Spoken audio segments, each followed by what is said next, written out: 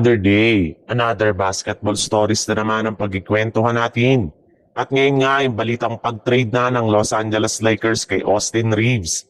At ang balitang pag-trade na ng Golden State Warriors kay Draymond Green. Alam naman nga po ninyo na medyo matagal pa nga na hihintayin ng Los Angeles Lakers bago bumalik sa kanilang lineup si Austin Reeves. Hindi rin naman nga nila ito pwedeng madaliin. Sa paglalarong muli gayong posible nga na lumala pa ang kanyang kalagayan. Kagaya ng nangyari sa ibang mga malalaking pangalan sa NBA na sina Tyrese Haliburton, Damian Lillard at Jason Tatum na pare-parehong nagtamo ng Achilles tear dahil lamang sa simpleng pagtatamo nila ng calf injury. Pero ayon nga sa lumabas na source ngayong araw mula sa isang NBA insider, hindi na rin naman nga daw po hihintayin pa ng Lakers ang pagbabalik at paglalaro ni Reeves sa team gayong balak nga nila itong i-trade ngayong season. Sa madaling salita, mukhang napaglaruan na nga ni Reeves ang kanyang huling game sa Lakers dahil iti-trade na nga siya ni Rob Pelinka sa ibang kupunan. And guess what? Balak na nga nilang i-offer ngayon sa front office ng Bucks bilang kapalit ni Giannis Antetokounmpo. Na-realize na nga ng Lakers na kahit gaano man kagandang ipinapakitang performance ni Reeves sa kanilang mga unang laro sa regular season, ay pumapalya pa rin nga ito pagdating sa mga crucial games, lalo na kapag tumataas na ang pisikalidad ng kanilang mga kalaban.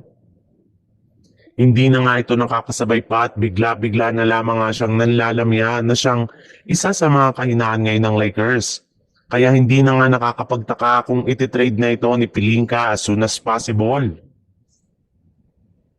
Sa ibang balita naman, nakabawi na nga si Draymond Green noong nakaraang araw sa Golden State Warriors sa kanilang panalo laban sa Milwaukee Bucks matapos itong magtala ng 14 points sa kanyang 5 out of 12 shooting sa field goal at 3 out of 8 naman sa 3-point line.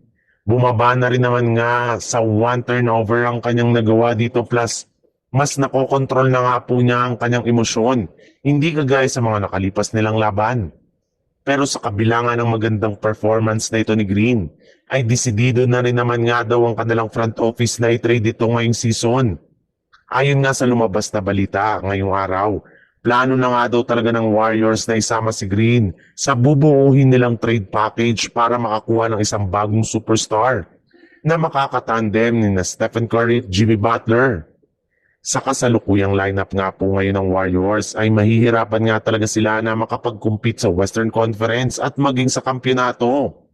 Hindi na rin naman nga sasapat si Kuminga para makakuha ng bagong superstar. Kaya kailangan talaga nila ditong isakripisyo at isama si Green bilang trade asset.